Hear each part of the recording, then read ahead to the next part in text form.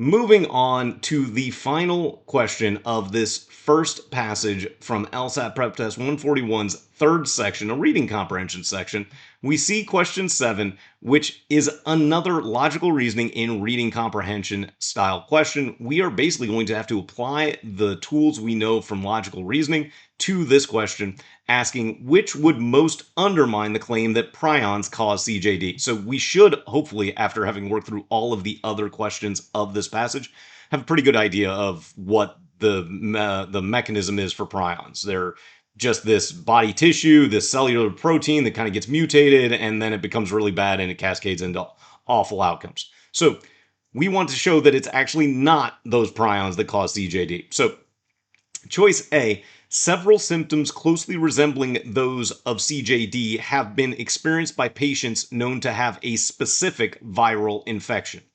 Okay, so it's just several symptoms. I mean, it's known to have a specific viral infection. It's really weak. There's a lot of ambiguity, but I might hold on to this through the first pass being realistic because I'm like, if I really stretch it, I probably can see how this might be weakening it a little bit, making it seem like it might be that other virus.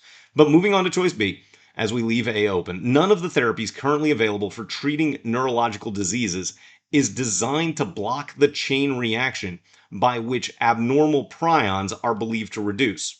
Okay, well, that means that CJD is like really lethal or really bad, and it seems to be. So B, if anything, is probably strengthening the claim that it's prions, because that's the chain reaction that caused it, and it, can't be stopped. But at best, it's a strength, and at worst, it's kind of going to need additional information anyway. So then choice C, research undertaken subsequent to the studies on CJD has linked prions to degenerative conditions not affecting the brain or the central nervous system. Okay, great. So it's linked to other degenerative conditions.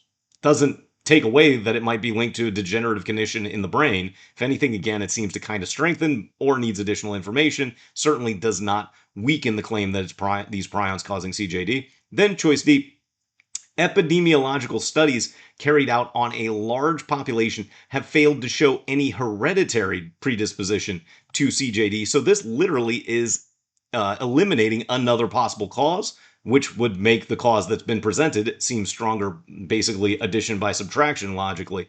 And we can eliminate D as, again, strengthening the link between prions and CJD.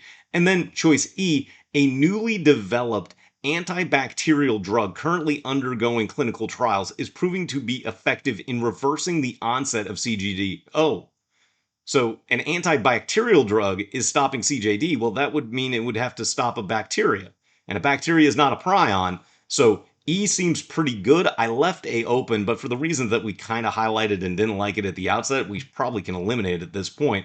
And hopefully you can see how to use our tools from logical reasoning to get this logical reasoning in reading comprehension question correct for this science passage that starts off LSAT PrepTest 141's third section over at lawhub.lsac.org.